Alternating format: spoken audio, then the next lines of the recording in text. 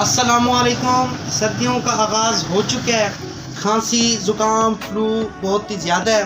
ठंडे पानी पीने की वजह से और ऑयली चीज़ें खाने की वजह से खांसी फ्लू ज़ुकाम वगैरह हो रहे हैं।